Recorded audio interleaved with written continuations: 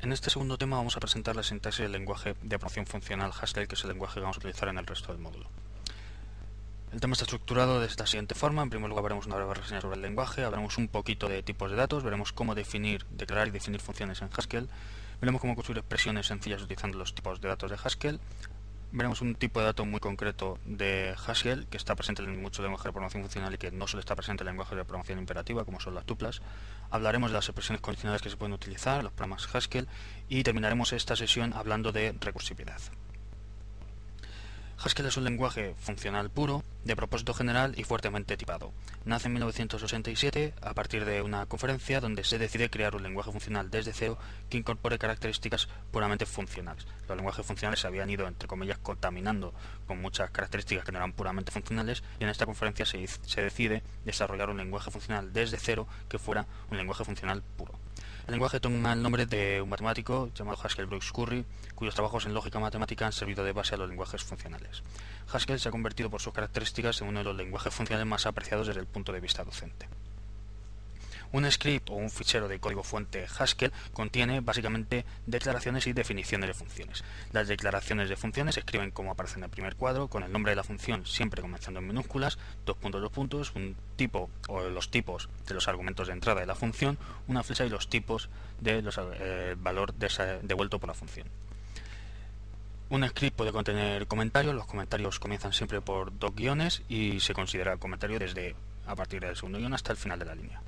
Las definiciones de las funciones se escriben como aparece en el tercer recuadro en la transparencia, de forma que aparece el nombre de la función, recordemos siempre en minúscula, entre paréntesis, comas, el símbolo igual y la definición de la función. La definición de la función es una ecuación en la cual se puede hacer parámetros formales de la función. En este caso se hace uso del parámetro y la función resulta sumar x consigo mismo.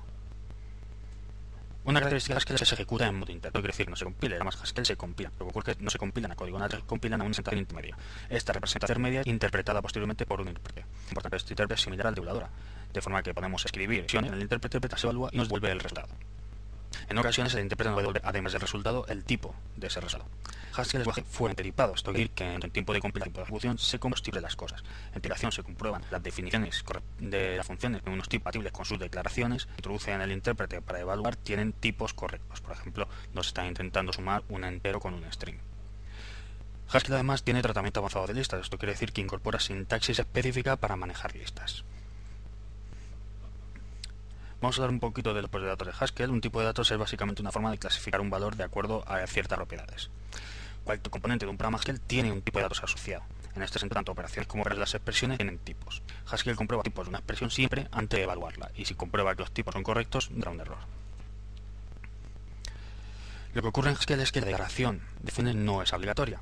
Entonces, cuando el programador no lee el tipo de una función, el tipo de la función se infiere de la definición de la función. Por ejemplo, supongamos la función doble que hemos visto previamente. Esta función doble recibe un argumento de tipo entero y devuelve un valor de tipo entero. Si definimos la función doble de esta manera, tal como aparece en el primer recuadro, una llamada a doble con el valor 3 de tipo entero nos devuelve 6. Sin embargo, una llamada a doble con el valor 3.5 de tipo real nos devuelve error, dado que la función doble solo está definida para argumentos de tipo entero. Si eliminamos la declaración de la función doble, es decir, la primera línea, nos quedamos exclusivamente con la definición de esta función, entonces Haskell lo que hace es tratar de inferir un tipo para esta función, es decir, una declaración para esta función. Dado que en la definición de la función doble lo único que se utiliza es el operador de suma, y el operador de suma está definido tanto para números enteros como para números reales, entonces Haskell asume que esta función puede ser llamada tanto con un argumento de tipo entero como con un argumento de tipo real. Entonces lo que sucede ahora es que una llamada a la función doble con el valor de tipo entero 3 nos devuelve 6, y una llamada a la función doble con el valor de tipo real 3.5 nos devuelve 7.0. Antes nos devolvió un error, ahora nos devuelve 7.0. Porque la inferencia que ha hecho Haskell es que esta función puede ser llamada sin ningún problema con un valor de tipo real.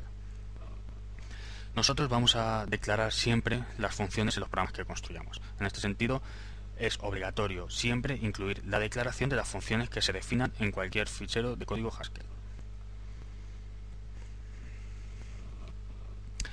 Como comentamos anteriormente, se asegura que los tipos de las operaciones y los operandos son los esperados cuando se va a evaluar una expresión. En concreto tenemos 4 tipos de datos básicos. Tenemos el conjunto de números enteros, que vienen representados por dos tipos, el tipo int y el tipo integer.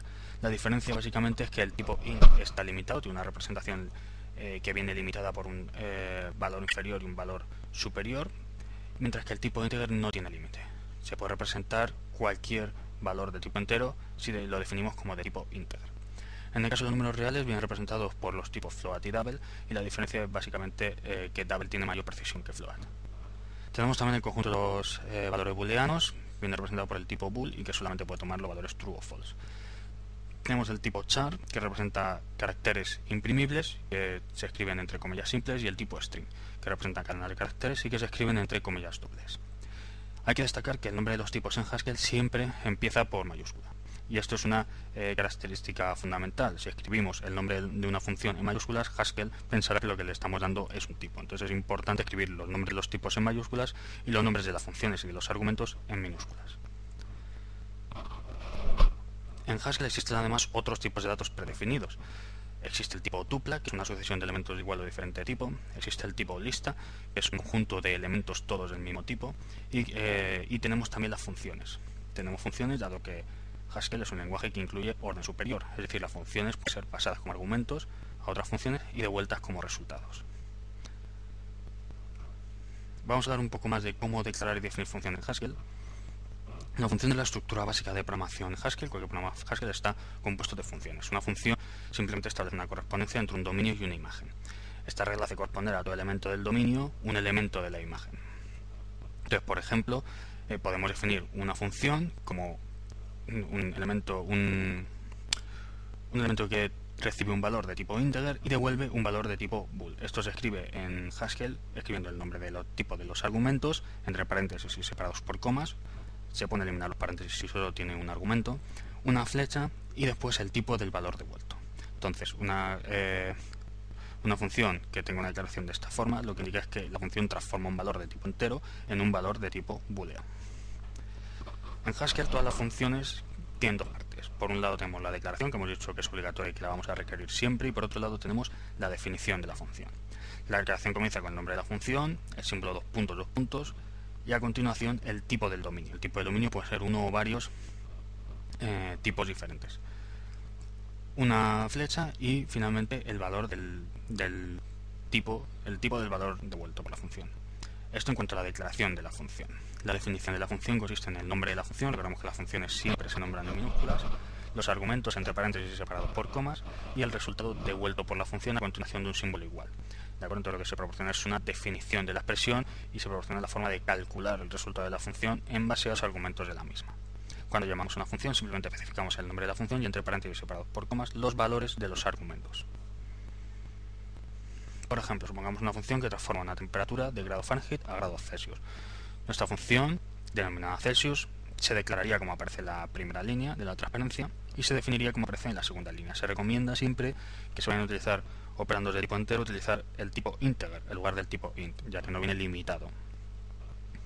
Una vez que la función se ha definido dentro de un módulo, en Haskell los programas se construyen en base a módulos, veremos a continuación cómo crear un módulo. Una vez definida la función dentro de un módulo, yo puedo cargar el módulo en mi intérprete y usar dicha función.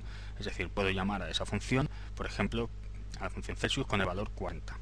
Esa función se evalúa y el intérprete nos devuelve el resultado. Además, podemos crear nuevas funciones a partir de su composición con otras funciones. Por ejemplo, dada la función f, que recibe un valor de tipo char y devuelve un valor de tipo booleano, y la función g, que recibe un valor de tipo booleano y devuelve un valor de tipo integer, yo puedo componer ambas funciones en una nueva función s, que recibe un valor de tipo char y devuelva un integer, y que simplemente haga s de x igual a g de f de x, es decir, compongo g con f sobre el valor recibido por la función s. De esta forma estoy componiendo nuevas funciones a partir de otras funciones. Supongamos, por ejemplo, que queremos implementar una función que nos devuelve el sucesor de un número. Vamos a crear un proyecto Haskell donde vamos a definir un módulo en el cual vamos a incluir la definición de esta función. Para crear un nuevo proyecto Haskell vamos a menú File, New, Project, o bien con el botón derecho sobre el navegador, y dentro de todos los posibles proyectos que podemos crear, el primero que nos aparece es Haskell Project. Le damos a Next, elegimos un nombre para el proyecto, Finish, y se nos crea una carpeta en nuestro workspace que contiene algunas subcarpetas. En concreto, tiene una carpeta src que es donde se va a guardar el código fuente de los diferentes módulos. Directamente sobre el proyecto yo puedo pulsar el botón derecho, escoger la opción New y me aparece la opción Haskell Module. Si le doy a esta opción, crear un nuevo módulo Haskell. Recordemos que las funciones se definen dentro de módulos. Los módulos no son nada más que ficheros Haskell. Vamos a escoger para este módulo el nombre sucesor. Módulo sucesor. No tengo que especificar ninguna extensión, ya la añadí, le doy. Y lo que ocurre es que se nos crea un fichero módulo sucesor en el navegador, dentro del proyecto, en la carpeta src. Se nos abre este fichero en el entorno de desarrollo y además vemos que el asistente nos ha incluido el código necesario, que es la cabecera del módulo. Entonces este código simplemente indica que esto es un módulo para el cual se utiliza la palabra reservada module, el nombre del módulo y la palabra reservada where. A continuación de esta declaración vienen las definiciones de las funciones que yo quiero hacer. Como he hecho, que vamos a definir la función sucesor, que dado un número dado un número entero me devuelve su sucesor. Primero tengo que incluir la declaración de la función, que viene dada por el nombre de la función, sucesor en este caso, símbolo de 2 puntos, 2 veces, y a continuación los tipos de la función. Tipo de los argumentos de entrada, flecha, tipo de los argumentos de salida. En este caso recibimos un valor de tipo entero y devolvemos un valor de tipo entero. A continuación tengo que definir la función. Tengo que explicar cómo calcular el valor devuelto por la función. Para ello escribo el nombre de la función, los argumentos entre paréntesis separados por comas. Cuando se trata de un único argumento pueden omitirse los paréntesis, el símbolo igual, y aquí viene la ecuación que me permite calcular el valor devuelto por la función. En este caso, simplemente x más 1. Una vez que yo tengo declarada y definida mi función sucesor, tengo que guardar el fichero para que se compile. Puedo guardar utilizando el icono o utilizando la combinación de teclas control S. Si pulso control S, se guarda y se compila. Como resultado de la compilación me aparece aquí en el outline el contenido del módulo, y si hubiera algún error se me marcaría en el margen del editor. En este caso no hay ningún error, por lo tanto yo a partir de este momento podría cargar mi función, mi módulo sucesor en el intérprete y comenzar a utilizarlo. Para hacer eso le doy al botón derecho Run As, Run GHCI Session. GHCI es el intérprete de Haskell, y se me abre en una vista en la parte inferior una consola con el intérprete. Desde el intérprete de GHCI. Lo que me dice el intérprete es que ha compilado satisfactoriamente el módulo sucesor, que lo ha cargado en memoria. El módulo tiene que estar cargado para ser utilizarlo, y vemos que lo ha cargado porque además me aparece en esta parte de aquí, que es donde yo puedo introducir expresiones para que el intérprete las evalúe. Entonces a partir de este momento yo tengo disponibles las funciones que haya definido dentro del módulo sucesor. Concretamente vamos a llamar al sucesor, a la función sucesor, con el valor 10, y lo que nos devuelve el intérprete es el valor 11. Al evaluar la función simplemente sustituye la llamada de la función por su definición, dándonos el resultado 11. Yo puedo darle órdenes específicas al intérprete, cosas que no son, cuyo objetivo no es que el intérprete las evalúe, sino activar determinadas opciones del intérprete. Cualquier opción que yo le pase al intérprete tiene que empezar por 2 puntos. Concretamente, una que es interesante es que si yo modifico el código del módulo, por ejemplo, sucesor 2, voy a llamar a la función sucesor 2, y lo que hace es incrementar en 2 unidades. Si yo ejecutara la función sucesor 2, obtengo un error. Lo que me dice el intérprete es que no está viendo a la función sucesor 2, no está dentro del ámbito code. Lo que ocurre es que el código, pero el módulo no se ha dado dentro del intérprete. Para recargar el módulo tengo que usar la opción reload, 2 puntos, me recarga el módulo, lo vuelvo a colocar. Yo puedo utilizar la función sucesor 2. Hay otra opción que es interesante, que en ocasiones nos interesa, por ejemplo, conocer el tipo del valor devuelto por una función. Yo puedo al intérprete que me diga, además del valor devuelto, qué tipo es ese valor. Por ejemplo, la función set es opción más t. Tipo de la opción, mostrar los tipos, la llamada anterior, de devolverme el valor, en este caso un 12, luego pues el de valor. IT es un símbolo que referencia el valor devuelto y se aparece el tipo de IT. En Haskell podemos crear funciones a partir de otras mediante composición. Entonces, en este caso, por ejemplo, vamos a suponer que, asumiendo que tenemos la función doble, vamos a definir una función cuádruple que me devuelva el cuádruple de... Tenemos un proyecto Haskell ya creado, con un módulo funciones que contiene en concreto la definición y la declaración de la función doble. Lo que vamos a hacer a continuación es añadir a este módulo la función cuádruple. Como es habitual, yo tengo que primero dar una declaración para esa función. La función cuádruple, al igual que la función doble, recibe un argumento de tipo integer y devuelve un valor de tipo integer. Esta función cuádruple la vamos a definir, indicamos los parámetros formales, en este caso es un único parámetro al que vamos a llamar x, y la vamos a definir apoyándonos en la función doble. Entonces, cuádruple de x va a ser simplemente el resultado de componer doble consigo mismo sobre x. Pulsamos control S, guardamos y Haskell nos compila el código. Como resultado de la compilación no hemos tenido errores, ahora podríamos utilizar un encuadre en el intérprete. Para ello tengo que parar la sesión anterior utilizando el botón de stop y tengo que decirle al entorno de desarrollo que me arranque una nueva sesión con este módulo funciones. Se me arranca la sesión y ahora yo puedo hacer uso de la función cuádruple. Entonces el cuádruple de 4 es 16, 4 más 4 más 4 más 4. Tengo disponibles en esta sesión todas las funciones que yo tengo en el módulo funciones. En concreto, yo puedo hacer uso de la función doble. Bien, volviendo a las transparencias, vamos a hablar ahora un poco de cómo construir expresiones sencillas con los tipos de datos que hemos visto. En concreto, por ejemplo, para el tipo entero, que ya hemos visto que tenemos el tipo int y el tipo integer dentro de Haskell, aunque se recomienda siempre utilizar integer, tenemos los operadores que aparecen en la transparencia. Tenemos los operadores habituales matemáticos, la suma, la resta y la multiplicación. Aquí no está la división con la barra de dividir, dado que esa operación solo se puede utilizar con operadores de tipo reales, se considera división real y no se puede utilizar con operadores de tipo entero. Esta es una característica de Haskell, es una de las características que hacen de Haskell un lenguaje fuertemente tipado. Tengo, por contra, operadores especiales para hacer operaciones de división entre números enteros, que es el operador div, que permite obtener el cociente de una división entera, y los operadores mod y rem, que me permiten obtener el módulo de una división entera, con signo o sin signo. Estos operadores se pueden poner en notación prefija, como si fuera una función, con los argumentos, o bien se pueden poner en notación infija. Se pone en notación infija utilizando el acento francés, que son los símbolos que aparecen justo antes y justo después del nombre del operador. Tenemos otros operadores como si un número es impar, si es par, el absoluto, etc. Para los tipos reales, float y double, tenemos los operadores de suma, de resta, de multiplicación. Ahora sí tenemos la barra de dividir como si un real. Tenemos el operador de potencia de base real exponente entero, el operador de potencia de base real y exponente real. Otro pues el absoluto, el seno, el logaritmo, la cuadrada, que es una función que dado un número devuelve su parte en A, etc. Un montón de funciones predefinidas para manejar operando de este tipo. En el caso de las expresiones booleanas, toman solamente dos valores, como hemos comentado, el true y el false, y se proporcionan operadores relacionales, los habituales, el igual distinto, el menor que, menor igual que, mayor que y mayor igual que. Se proporcionan también los operadores lógicos habituales y o y la negación.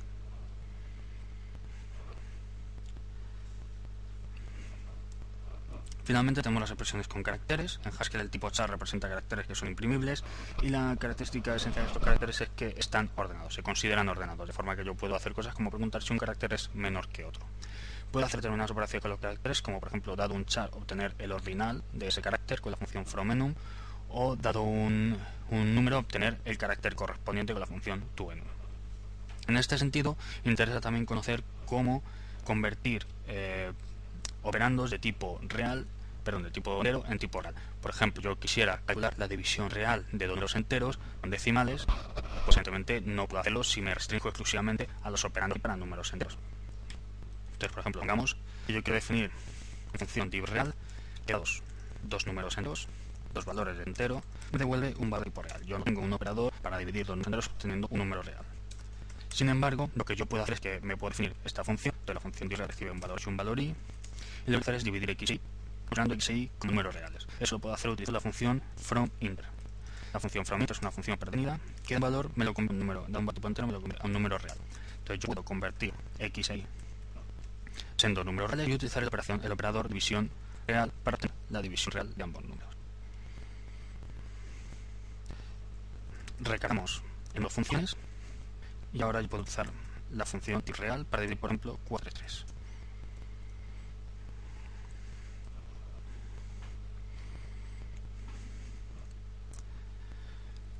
Las cadenas de caracteres, que es otro tipo de datos que hemos visto anteriormente, se escriben entre comillas dobles y una característica esencial de las cadenas de caracteres es que son básicamente una lista de caracteres, de forma que podemos tratar igualmente una cadena de caracteres como una lista. Cuando trabajemos con listas estaremos trabajando también de vez en cuando con cadenas de caracteres y veremos cómo efectivamente existe una correspondencia entre una cadena de caracteres entre comillas y una lista de caracteres. Un tipo de datos particular de los lenguajes funcionales es el tipo tupla.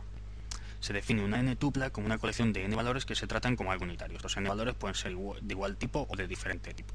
Ya hemos visto un ejemplo de tupla al definir la función divReal, dado que los argumentos que recibe la función divReal es básicamente una dos-tupla formada por dos enteros.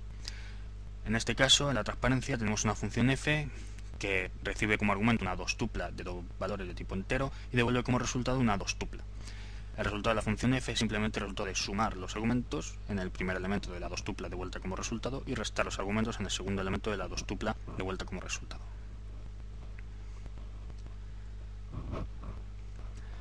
Por ejemplo, podemos definir una función que nos devuelva a la vez el cociente y el resto de una división entera de dos valores. Entonces la función div entera recibe una dupla formada por dos valores de tipo integer y devuelve una 2 tupla formada por dos valores de tipo integer. Entonces, div entera de n se define como una 2 tupla, que el primer elemento consiste en realizar la división entera entre n y el segundo elemento consiste en obtener el módulo de n, división entera entre n y 1. Entonces la evaluación sería que si hay div entera versus los valores 7 y 3, me vuelve una 2 tupla que contiene los valores 2 y 1.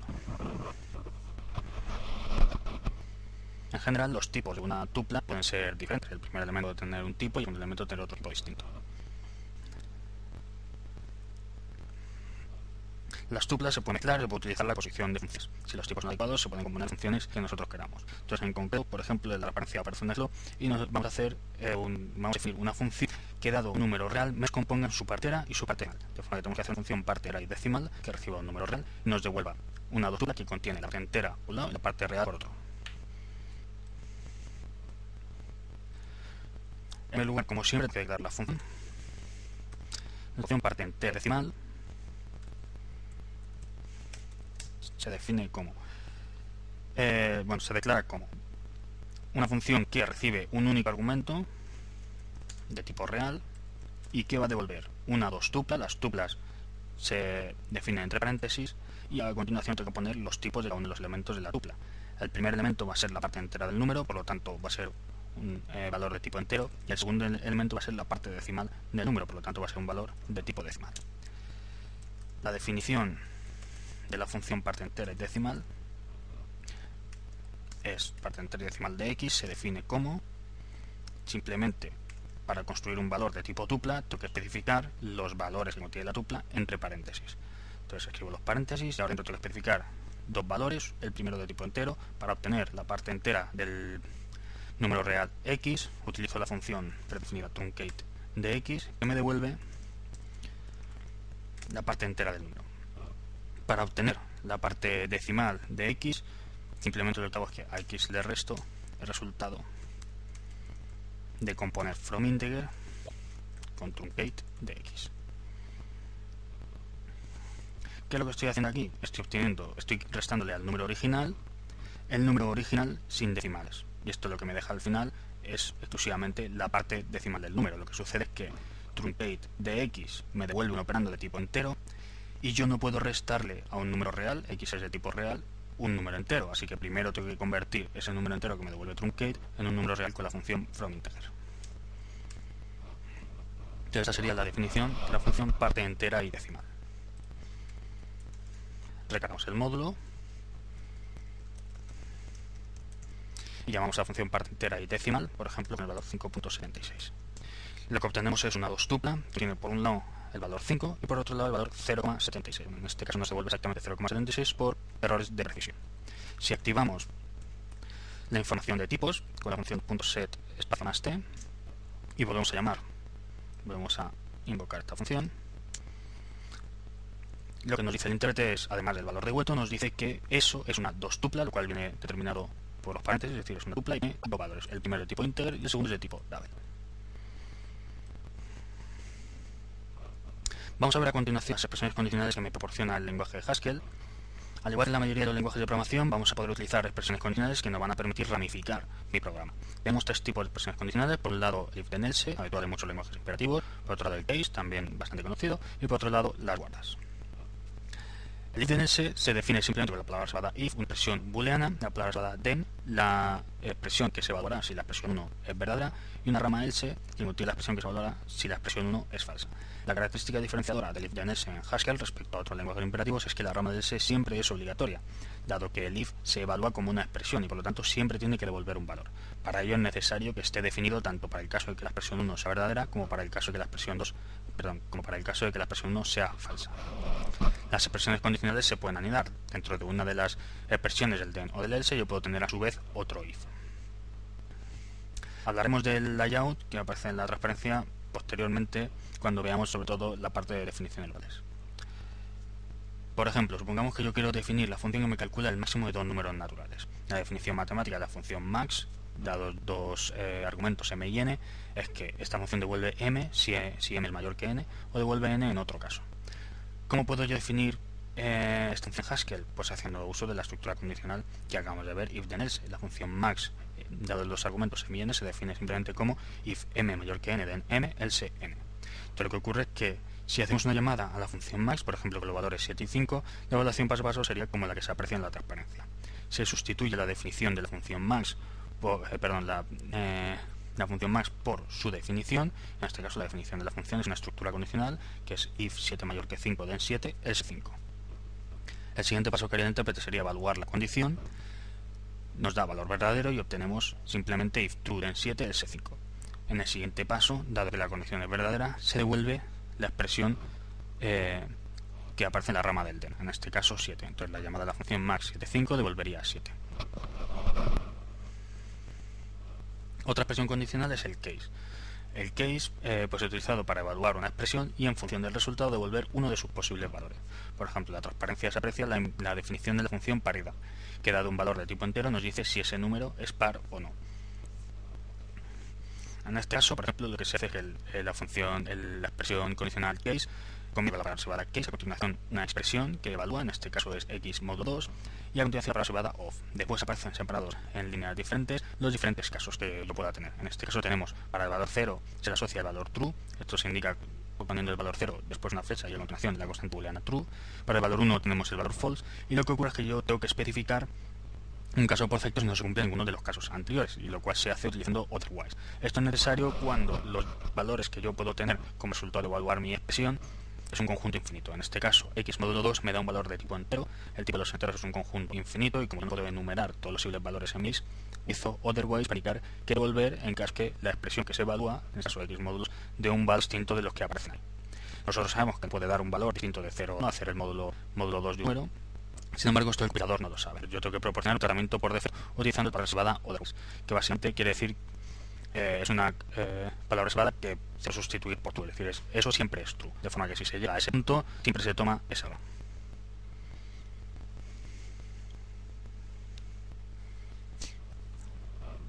Otra expresión condicional que esta no se encuentra en los lenguajes imperativos tradicionales son las guardas. Una guarda es parecida a la instrucción anterior case, pero es ligeramente diferente. Podemos imaginar una guarda como cuando en matemáticas definimos una función por trozos. Lo que vamos a hacer es dar varias definiciones a una misma función en función de unas condiciones sobre los argumentos de entrada. Por ejemplo, supongamos que yo quiero definir mi función mayor, que me dice si un número es mayor que otro. Yo puedo definir mi función mayor de x y utilizando dos guardas. Una guarda que se indica con la barra vertical y una condición, en este caso si x es mayor que y, decimos que la función mayor se define como x. Entonces, si x es mayor que y, se devuelve x. Y tengo segunda guarda que me dice que en cualquier otro caso mi función se define como y. Es decir, que si x es menor o igual que y, se devolverá y. Es importante prestar atención al orden en el que se escriben las guardas en el fichero, dado que el intérprete va a ir evaluando las guardas una por una de arriba hacia abajo. De forma que si yo, por ejemplo, intercambiara el orden de estas dos guardas y pusiera otherwise delante de esta otra guarda, se evaluaría otherwise, lo cual me daría como resultado un valor verdadero y la función devolvería siempre y. Lo último que vamos a ver en esta sesión es recursividad. Dado que en los lenguajes funcionales no tenemos forma de construir bucles, tenemos que utilizar la recursividad para construir procesos que requieren de varias iteraciones. Una función se dice recursiva si el concepto que se está definiendo participa o aparece en la definición. Por ejemplo, la definición del factorial de un número entero positivo se puede realizar de forma recursiva. Si el factorial de n es n por n-1 por n-2 hasta 1 y el factorial de n-1 es n-1 por n-2 hasta 1, vemos que aquí hay componentes comunes. A partir del término n-1 el resto de términos son iguales. Por lo tanto podemos definir n factorial como n por n-1 factorial. Estamos definiendo de manera recursiva el factorial de n. De esta forma el cálculo, por ejemplo, de 3 factorial consiste simplemente en 3 por el cálculo de 2 factorial, que es igual a 3 por 2 por 1 factorial, que es igual a 3 por 2 por 1 por 0 factorial, ¿Qué ocurre? Que en algún momento tenemos que parar este proceso recursivo. Pues eso se hace definiendo uno o varios casos base. En este caso, por definición, 0 factorial es 1. De manera que 0 factorial se sustituye por 1 y no provoca un nuevo cálculo recursivo, momento en el cual terminamos las llamadas recursivas. De forma general se puede establecer que para el factorial n factorial es 1 si n es igual a 0 y es n por n menos 1 factorial si n es mayor o igual que 1. Esta es una definición recursiva del factorial de un número entero positivo. En una definición recursiva, por tanto, deben existir obligatoriamente uno o varios casos base que no van a provocar un nuevo cálculo recursivo, finalizando la recursión y comenzando a obtener un valor para la función. Y podemos tener uno o varios casos recursivos que son aquellos que provocan la realización de nuevos cálculos recursivos, con la peculiaridad de que habitualmente se realiza sobre datos más pequeños. De esta forma, en Haskell la función factorial quedaría como se muestra en la transparencia. El factorial de un número entero devuelve un valor de tipo entero y el factorial de n se define como si n es igual a 0, entonces devuelvo 1. Este es el caso base. En caso contrario, este es el caso recursivo. Devuelvo n por el factorial de n-1. Esta es la llamada recursiva a la función factorial. Lo que hacemos es decrementamos la variable n en 1, de manera que eventualmente en algún momento llegaremos al caso base en el cual n es igual a 0. Errores habituales que se pueden producir al definir funciones recursivas son olvidar poner el caso base, es un error bastante habitual, y otro error bastante habitual es que nunca se puede llegar al caso base a partir del caso recursivo. Por ejemplo, supongamos que el factorial, en lugar de la función factorial, tuviéramos otra función y que el paso, es decir, la llamada recursiva, fuera no con n-1, sino con n-2.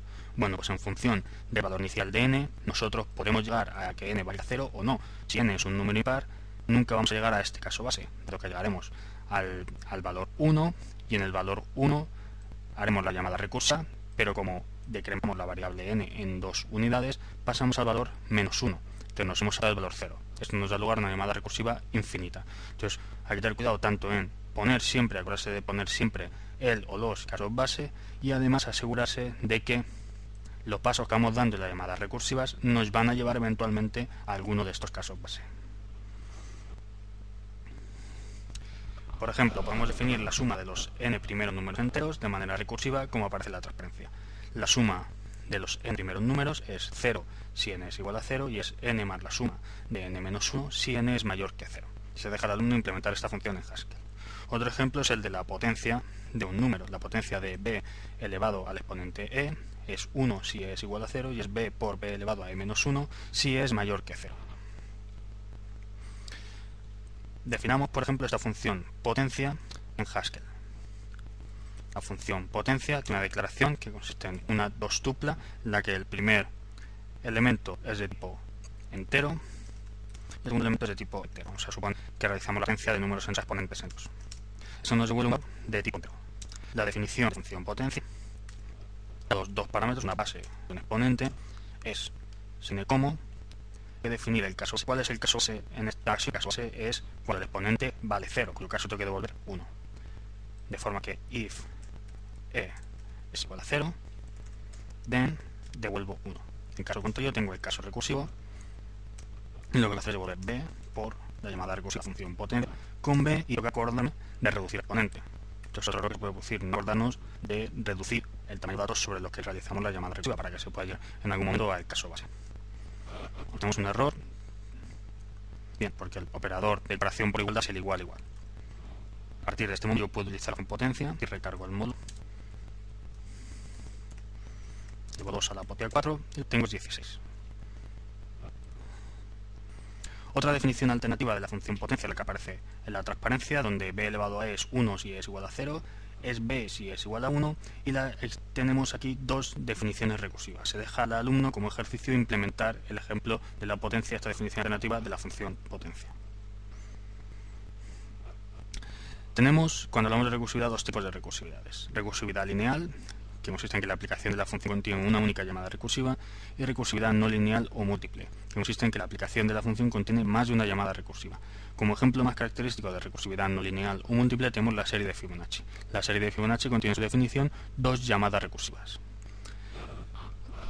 Como se puede ver en la transparencia, la serie de Fibonacci se define como Fibonacci de n es 1 si n es 0 o n es 1, y Fibonacci de n-1 más Fibonacci de n-2 si el o igual que 2. Dado que aparecen dos llamadas recursivas en la función Fibonacci, en la definición de esta función se dice que esta función tiene recursividad no lineal o múltiple. Si vemos el árbol de llamadas recursivas de Fibonacci, por ejemplo, de 5, lo que vemos es que cada llamada de la función Fibonacci da lugar a dos llamadas recursivas. Fibonacci de 5 da lugar a la llamada recursiva Fibonacci de 4 y Fibonacci de 3 y así sucesivamente, hasta que llegamos a los casos base. Vemos que aquí tenemos dos casos base, cuando n vale 0 y cuando n vale 1. A su vez, la recursividad lineal se puede clasificar en recursividad final o de cola y recursividad no final. Hablamos de recursividad final o de cola cuando la llamada recursiva es la operación más externa, es decir, la última operación que se ejecuta. Y hablamos de recursividad no final cuando la llamada recursiva no es la última operación. Por ejemplo, en el caso de la función factorial, se trata de una función recursiva no final. ¿Por qué es una función recursiva no final? Porque si realizamos, por ejemplo, la evaluación del factorial de 3, consideremos, por ejemplo, la llamada factorial de 3, al evaluar esta llamada se sustituye la llamada función por su definición, o sea, 3 por el factorial de 3 menos 1, que es 2. De nuevo se sustituye la llamada de la función factorial por 2 por factorial de u. Se realiza una nueva sustitución. Ahora hemos llegado al caso. ¿Qué ocurre? En la base factorial de 0 se sustituye 1. Sin embargo, una vez que terminamos la recursividad, ya no hay llamada recursiva, todavía quedan todas las operaciones de evaluar. Tengo que multiplicar 3 por 2, dando lugar a 6. Tengo que multiplicar por 1, dando lugar a 6. Tengo que multiplicar 6 por dándome lugar a 6. Y este es el resultado final de la llamada recursiva a factorial de 3. Entonces, como vemos, cuando llegamos a que base la recursividad, todavía menos operaciones por ahí. Por eso se llama recursividad no final. Lo que sucede es que la recursividad final es especialmente interesante porque conduce a un método sencillo y alternativo de construir programas funcionales, la técnica de los parámetros de acumulación. Este método consiste en introducir algún parámetro auxiliar adicional para ir calculando el resultado. Entonces vamos a calcular el resultado parcial en uno o varios parámetros de acumulación, según necesitemos. Estos parámetros deben ser internos, en el sentido de que no deben ser expuestos al usuario. El usuario no debería saber que se está utilizando la técnica de parámetros de acumulación, de forma que el usuario sigue llamando a la función factorial con un número entero, e internamente esa función factorial llama a una función auxiliar, que es la que tiene un nuevo parámetro donde va a ir acumulando el resultado parcial. En el caso de función factorial, lo que tendríamos es la definición, la declaración de la función factorial como una función que recibe un entero y devuelve un entero. Pero ahora la función factorial no va a realizar directamente el cálculo del factorial del número, sino que se va a apoyar en una función auxiliar. La vamos a llamar factorial 2. Le va a pasar el argumento sobre el que calcular el factorial y va a inicializar el parámetro de acumulación que va a utilizar factorial 2 para ir calculando el resultado parcial. En este caso se inicializa 1, ahora veremos por qué. La declaración de la función factorial 2 es una función que recibe una 2 tupla formada por dos enteros y devuelve un valor de tipo entero. La definición de la función factorial 2 da dos valores x y n y r, quedaría como sigue. Si n es igual a 0, hemos llegado al caso base y entonces lo que tenemos que hacer es devolver r, que lo vamos a ir acumulando el resultado parcial de calcular el factorial. En caso contrario, lo que tenemos que hacer es realizar una llamada recursiva, solo que ahora no es n por factorial, sino llamar factorial de 2 con n más 1. Y en el segundo argumento es el parámetro de acumulación donde llevamos el resultado parcial. Hacemos n por r. Esta es la llamada recursiva, entonces decrementamos el valor en n1, con lo cual eventualmente llegaremos en algún punto al caso base. Y en el segundo momento vamos acumulando, llevando la multiplicación de los diferentes factores del factorial. Cuando llegamos al caso base, lo único que tenemos que hacer es devolver el parámetro r. ¿Cómo iniciamos este parámetro de acumulación? Este parámetro de acumulación tenemos que iniciar con 1, de forma la primera vez, para calcular el factorial de 4, se multiplique por 1, y la factorial 2 3 y 4 por 1. Yo puedo recargar el módulo y puedo utilizar la función factorial de 4, que es 24. Entonces, como hemos dicho, mandemos la función factorial, de forma que el usuario utiliza esta función de un único argumento, y nos apoyamos en una función auxiliar factorial 2, a la cual pasamos el argumento que recibimos, y inicializamos el parámetro de acumulación como sea necesario. En ocasiones habrá que inicializarlo con 1, en ocasiones con 0. Cuando trabajamos con listas, muchas veces tenemos que inicializar el parámetro de acumulación con una lista vacía. Además, podemos tener uno o varios parámetros de acumulación. Hay que restringirse al caso de un único parámetro de acumulación. La definición matemática de la función factorial 2 de n y r es que esta función devuelve r si n es igual a 1, o bueno, nosotros hemos considerado como cargo el 0. Y factorial 2 de nr es factorial 2 de n menos 1, n por r, si n es mayor que 1. Entonces esta es la implementación en Haskell de la función factorial que hemos implementado previamente en el entorno de desarrollo. La evaluación, por ejemplo, de 4 factorial quedaría ahora de la siguiente manera. La llamada factorial de 4 provoca una llamada factorial 2 de 4 y 1. Esta llamada a su vez por la llamada factorial 2, decrementando el primer argumento en una unidad y multiplicando el segundo argumento por n, en este caso factorial 2 de 3 y 4, y así se van realizando llamadas recursivas hasta llegar al caso base, factorial 2 de 1 y 24, en cuyo caso directamente se vuelve el valor del segundo argumento. ¿Qué es lo que ocurre aquí? Que directamente ese valor devuelto es ya el valor, el resultado del factorial, de calcular el factorial de 4. Entonces en este caso tenemos recursividad final, dado que la llamada recursiva es la última operación que se ejecuta. Una vez que terminamos la llamada recursiva, llegamos al caso base, lo que se vuelve ya directamente es el valor de la función.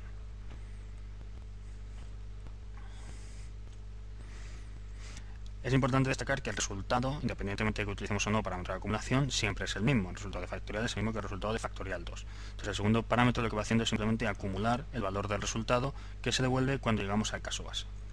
La técnica de parámetro de acumulación tiene cierta similitud con lo que son los bucles en la programación imperativa. En este sentido, por ejemplo, el cálculo de factorial en el lenguaje Pascal, utilizando un bucle, sería como se presenta la transparencia. Yo tengo una variable donde voy acumulando el resultado parcial de calcular el factorial, que es la variable r, que inicialmente vale 1, y mientras n sea mayor que 1, lo que voy haciendo es voy multiplicando r por n y decrementando n en una unidad. Como ejercicio se deja al alumno implementar una función que determine el número de apariciones de un dígito en un número positivo. De forma, por ejemplo, apariciones de 3 en el número 3, 2, 1, 3, 5 es el dígito 3 aparece 3 veces en su número, y apariciones de 4 en el número 1518 es 0, por tanto no aparece ninguna vez en su número. Para saber el número de veces que se repite un número, vamos a utilizar dos funciones. Una función que es la función apariciones, que es la que tenemos que implementar, que recibe un dígito y un número, que devuelve 0 si n es igual a 0, y devuelve la llamada a una función auxiliar en la que se va a apoyar, es la llamada de la función coincide, que le va diciendo para cada dígito del número original si coincide con el dígito pasado, el dígito d pasado a la función apariciones. La función coincide nos va a devolver 0 en función de si los dos dígitos que se separan como elementos son iguales o diferentes. Lo que vamos a hacer es ir sumando los resultados de las llamadas a la función coincide con el último dígito del número cada vez. Entonces deja al alumno como ejercicio implementar esta función apariciones. No se acaba de destacar este ejercicio y que resulta interesante es que es habitual partir un problema más pequeños. En este caso no hemos implementado una única función apariciones, sino que la función de apariciones se ha apoyado en una función auxiliar, que la función coincide, para determinar cuándo dos dígitos son iguales. Esto es una técnica habitual, los problemas se descomponen en problemas más pequeños y se resuelven por separado. En el contexto de la programación funcional, lo que ocurre es que yo tengo una función, que es la función que me piden construir, pero esa función no tiene por qué realizar todos los cálculos por sí misma, sino que se puede apoyar en funciones auxiliares para realizar parte de las tareas que le han sido asignadas. Hasta aquí esta sesión en la que hemos visto la sintaxis general del lenguaje de programación Haskell y hemos visto cómo construir programas recursivos sencillos.